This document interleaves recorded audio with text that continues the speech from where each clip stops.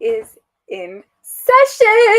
Welcome to Earth School today. Class is in session. Okay, so today we are going to break down wealth as if it was a house. Simple enough. And I'm really looking forward to this, which, by the way, this currently is not available as a digital download as I am saying this. I don't know if we'll end up making this a printable document accessible for you. If we do, you will know because it will be in the course curriculum. But at this moment, I don't intend to share it. I will also preface this by saying I am not a licensed financial advisor as of Wednesday, November 8th, 2023. Maybe I'll decide to do that. So I'm just saying as a disclaimer, this is not financial advice. This is, however, the kind of explanation that a licensed financial advisor would give you as a breakdown of the different aspects of wealth. And I know that because I got this information from working with a licensed financial advisor. And multiple, actually. So if anything I'm saying to any of you moms or dads or parents or adults with children, that is such a weird way to say that.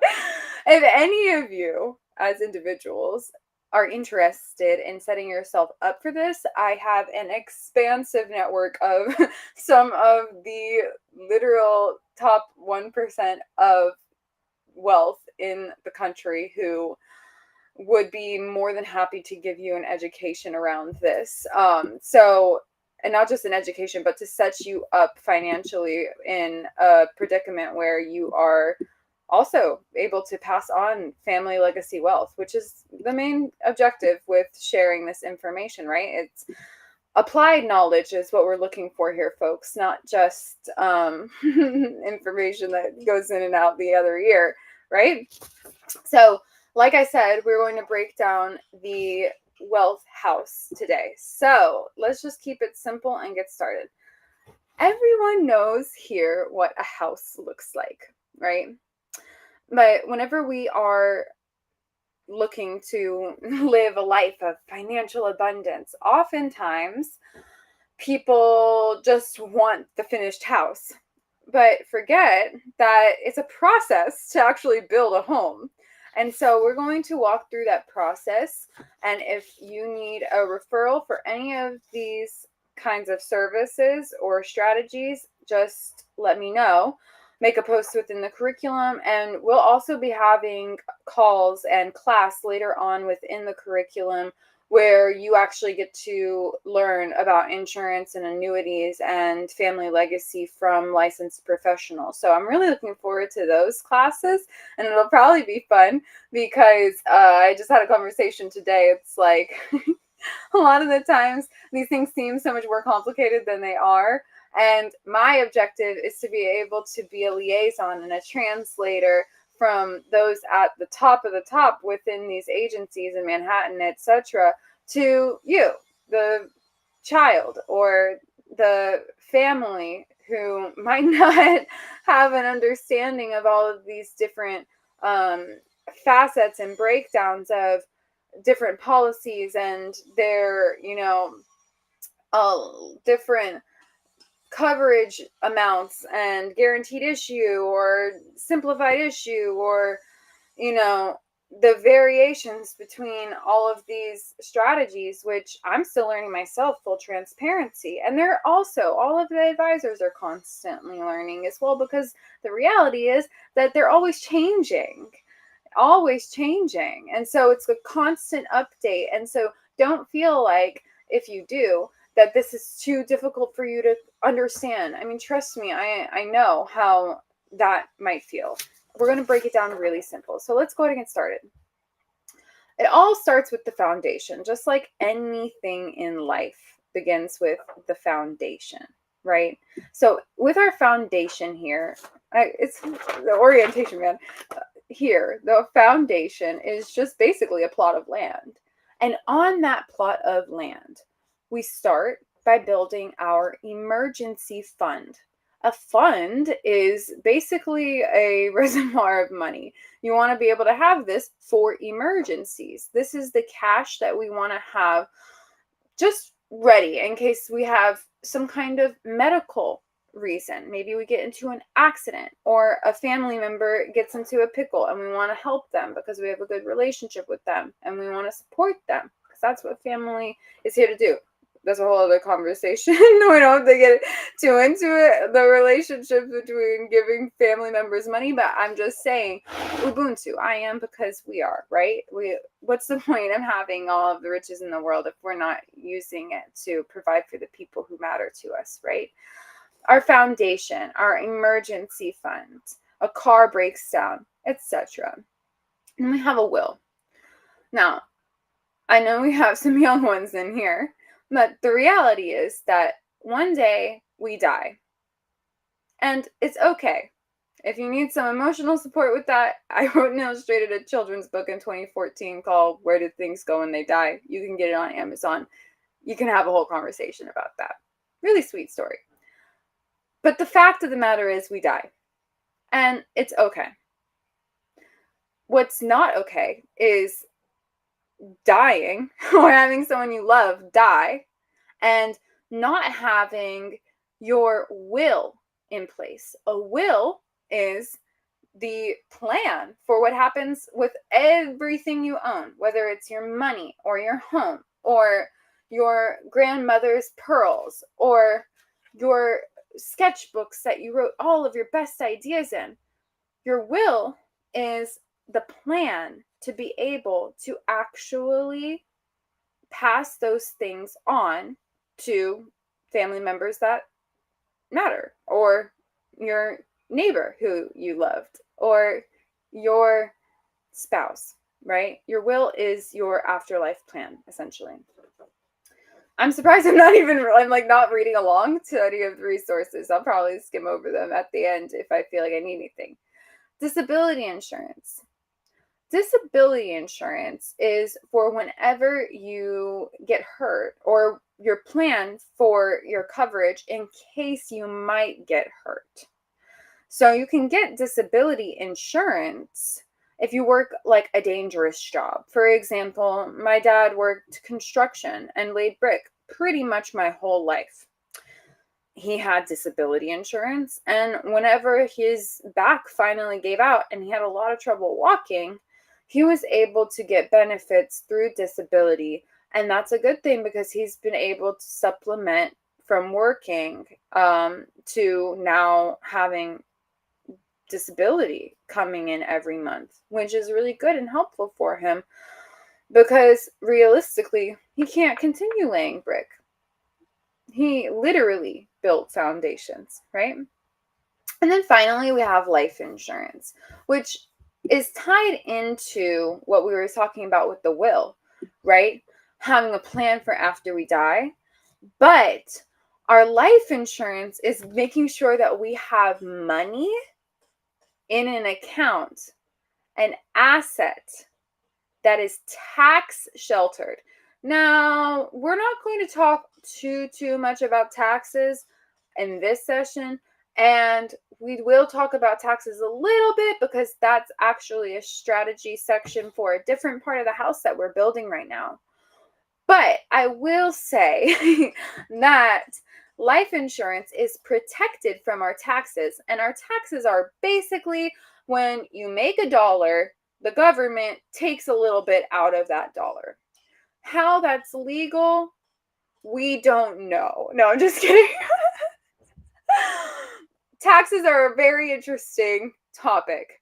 Depending on your view on taxes,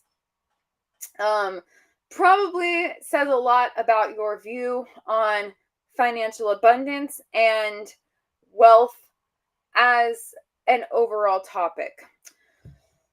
I'll just leave it at that. Our insurance is going to protect our income. Insurance, income. You could look at it like that, right? It's what's coming in. We are insuring assuring, having certainty. We are sure that that money is going to be there. And we'll talk more about this in the session where we have a very special guest that I'm very excited for you all to meet, because you're going to really enjoy the heart-centered leadership around the things that he will have to share. But when we talk specifically about insurance and inheritance and heritage, we'll talk a lot more about this.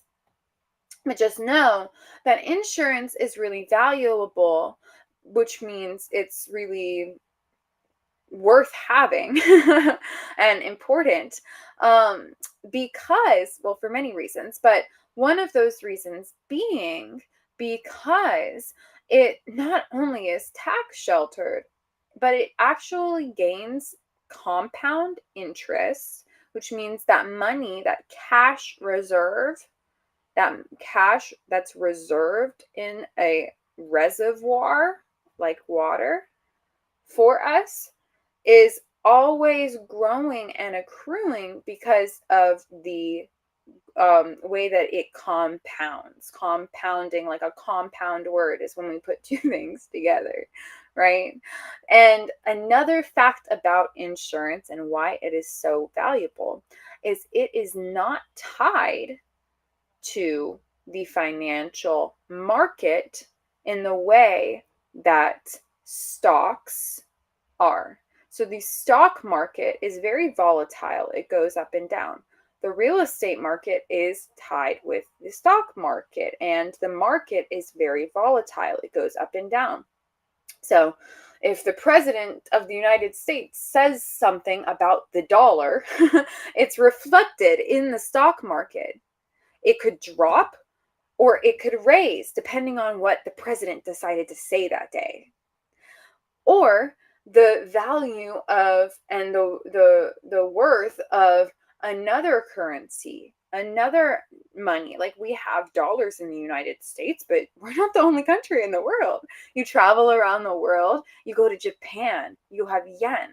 You go to Europe, you have euros, right? So depending on what's happening with that money, our money changes, and vice versa.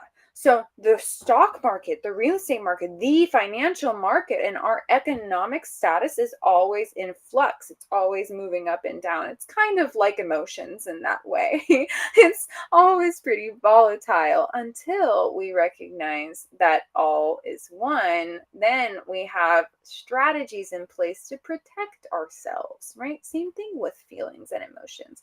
We have strategies in place to protect ourselves and everyone else around us, because we know what to expect.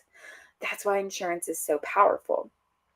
And one of the things that it protects from and has a proven track record all throughout history is it protects and is solid even in times of war.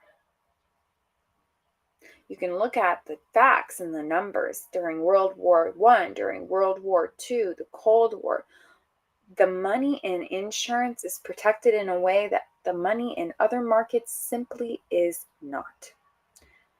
And that's when we'll get into retirement, why it's very valuable to make sure we have our insurance policies supplementing our retirement policies, and definitely not only relying on what they call a 401k plan, which is the money that our employer or our boss, if you have a job,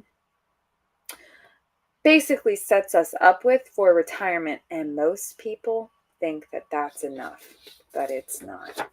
The foundation, when we have all of these things, is pretty solid. From there, we build up our framework.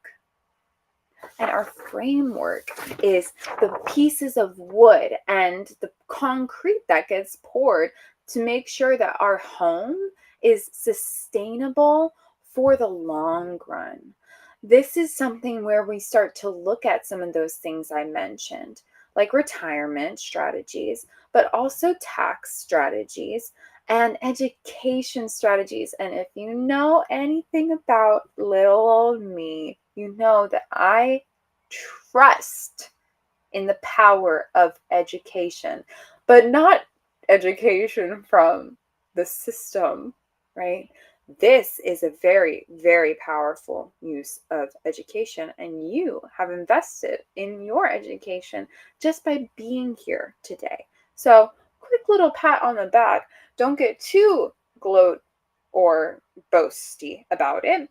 But remember that you are absolutely building your wealth in this moment just by allowing yourself to learn a little bit more about this. It's pretty powerful stuff.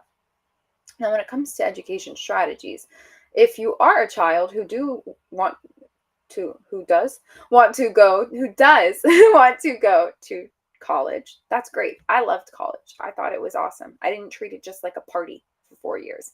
I used all the resources and I met all the people and I got really involved and I studied really hard and I learned a new language and I made a lot of friends and I made a lot of mistakes and I got out of my small town environment and I really excelled in college.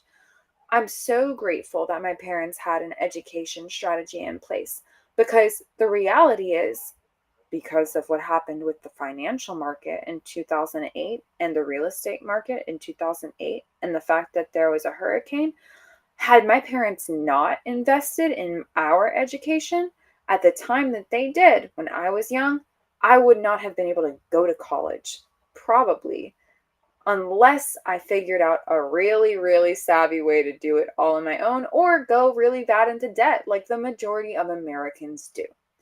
I'm grateful I have a clean slate, no loans. That is an anomaly. You don't want to end up in a position where you're paying off your loans for the rest of your life. There are people who, I think literally Michelle Obama didn't pay off her loans, her student loans, until Barack was in office. That is absurd. There probably will be loan forgiveness and things like that within our lifetime, and they're already talking about those things.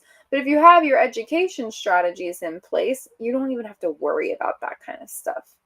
You might decide to take out a loan for further education if you need to and don't have your education strategies to cover the cost of all of that, but that's a whole other conversation. Something you'd want to talk to a financial advisor about. This is something that will set you up to be able to educate yourself in ways that are probably better than you probably could have ever imagined, just because you take the time in advance to think about it. As a child, you can think about your future and plan accordingly, even if your parents don't know what they're talking about. You set an amazing example just by showing up into your home and asking questions. If they don't know, you can insist on the highest standard, which is one of our principles, and make sure that somebody is giving you support. Absolutely. And if you're not finding that at home, I'm very grateful to the Most High God that you have found us, because you deserve that much. And we'll make sure that you get it, okay? Don't stay quiet. Reach out. Now, you might be young, but thinking about your retirement is really, really smart to do when you are young. Because a lot of people, especially women in our country, don't have a retirement plan. And that is pretty shocking stuff. Because there's so much more to life than working until you die. In fact, we are not born onto this miraculous, amazing planet with all of the species and plant life and dreams that we are given to simply work until the day we die, unless we are working on a mission or a purpose that is on purpose and in alignment. The majority of people are not living that.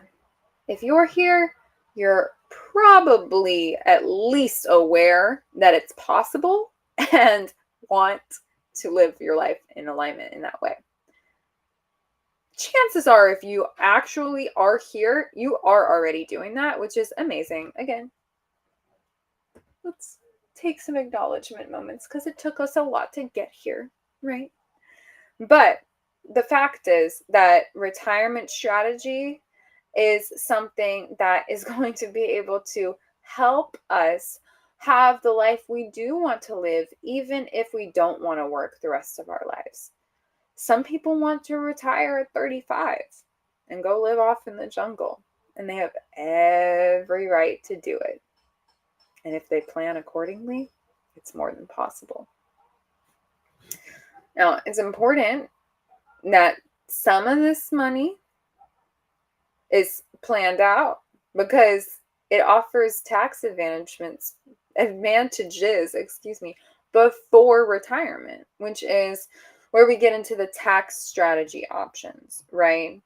So what ends up happening is that tax strategy options go away as you pull that money out of retirement.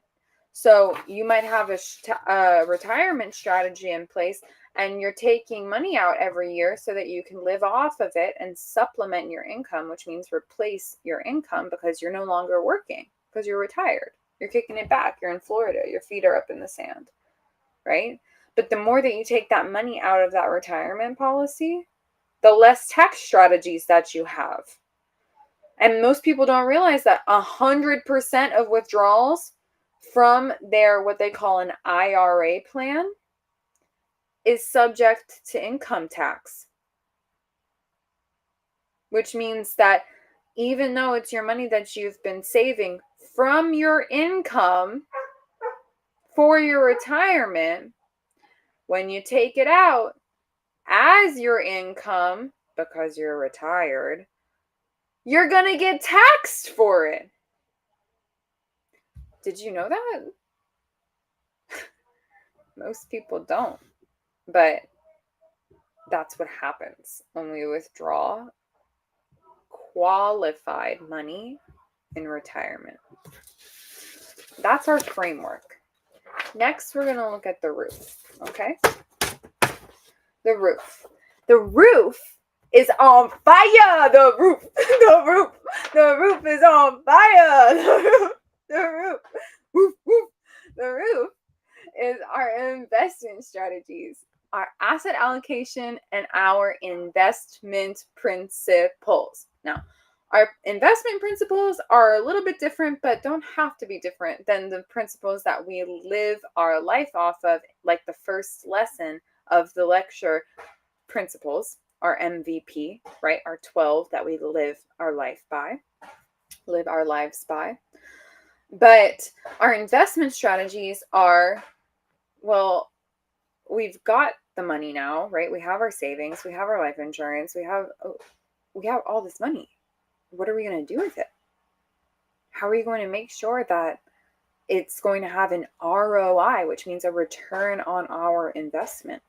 A great conversation I had with a beautiful young boy was, what's the difference between saving and investing? And he guessed it pretty much close. Saving is like our emergency fund when we have money. And like Earl Nightingale says in the 30-day challenge, which is the actual first lecture of the Earth School series, is that we'd save at least 10% of what we earn, which means every single dollar, we take a dime and we save that. We put it to the side. So it's saving, but what about investing? Well, when we save our money, we have it for emergencies until we get to a certain level. And then we also have our money that is for investing, which means putting into things that are going to pay us back in time or in energy. It's a very valuable thing, especially whenever we are coexisting and co-creating harmoniously within community, because we create a circular economy this way. I make money by doing branding for a person in the community, and branding means making a logo or a design for a person in the community who then decides to use that to bring more people in and educate them about finance. And then we work together and make assets in Earth School to teach you about finance and health and wealth. And then you invested in yourself and invested in me by being a part of Earth School. And by doing that, I'm able to invest back into you. You see how it's a circular economy? There are strategies around this, things that we can put our money into where we can calculate and say, by the time 3 months pass, and at the end of this 90 days, I should have, as long as everything's in alignment, made this amount of return on my investment. That's a powerful thing to be able to do. That's how we generate wealth long term. It's an amazing, amazing thing to be able to have access to this kind of knowledge and put it into practice, which is wisdom. From there, we're talking about asset allocation. Asset allocation means how we utilize our resources. It doesn't even just have to do with money, because an asset is something you put that puts money in your pocket, right? A liability takes money out of your pocket, and an asset puts money into your pocket. It's pretty much as simple as that. Don't let it get more complicated. This could be an asset, 4 o'clock on the dot, or a liability. Are you using it to scroll through TikTok all of the day and wasting your time and getting sick because you feel like you are not good enough because you're watching videos about people who don't live a real life and have filters all over their faces and are eating crap food? Or are you using it to design your own course, to create your own Etsy downloads, to make YouTube videos on your channel about sneakers or skateboarding or, the different kinds of animals or healthy foods? That makes this an asset because it's putting money in your pocket. It's all about the way you choose to look at it and the way you choose to live your life. These are things that are a part of our roof. Next, we have our paneling. Our paneling is what makes the house almost ready to be for sale. Paneling is the exterior. These are things that we envision, what we want to actually live life like when we do choose to retire, how we want to have benefits. It's all about the benefit.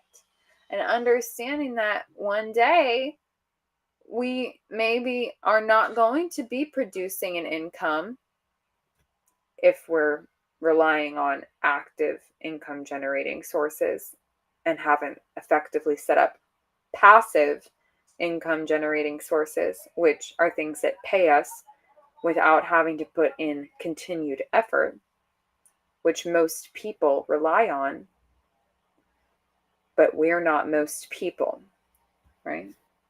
Right. Someday, we won't have that active generating income.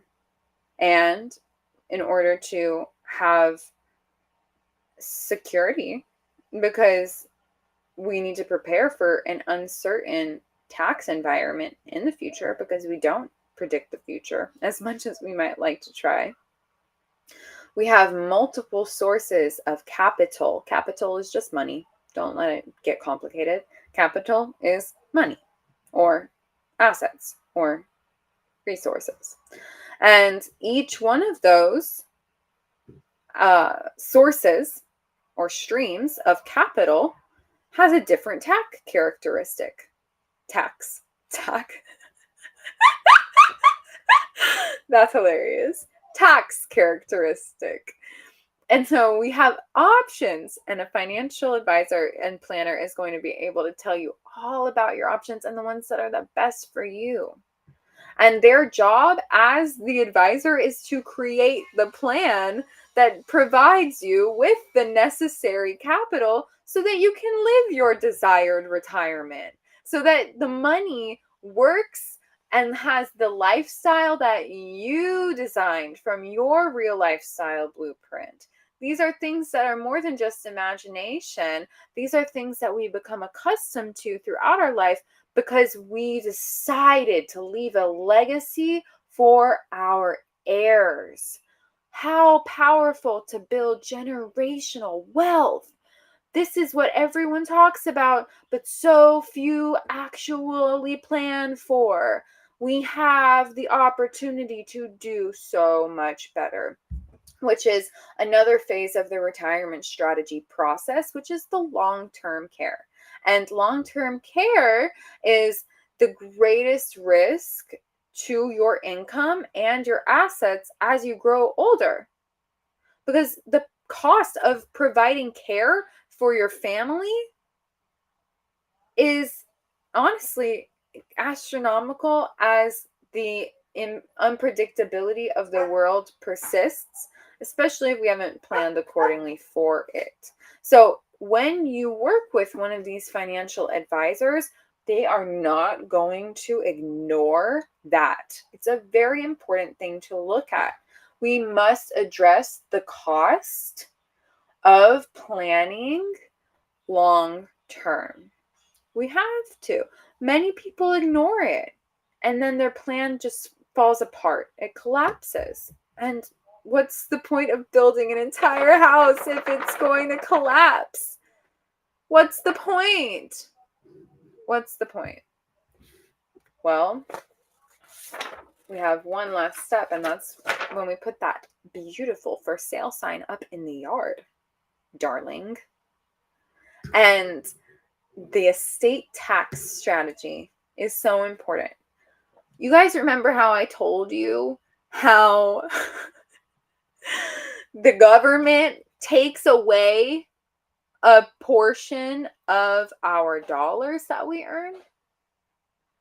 Guess what else? If you don't have what they call an estate tax, or an estate plan, an estate tax strategy, something could happen where you or your spouse dies, right? We addressed this happens in the reality. And because we didn't have a strategy or a plan in place, the IRS, they just take your home. They just take it. And they have every right to. Because you didn't say, hey guys, guess what? One of these days, I'm going to die, my wife's going to die, my husband's going to die. And when that happens, I would like my children to still have a home.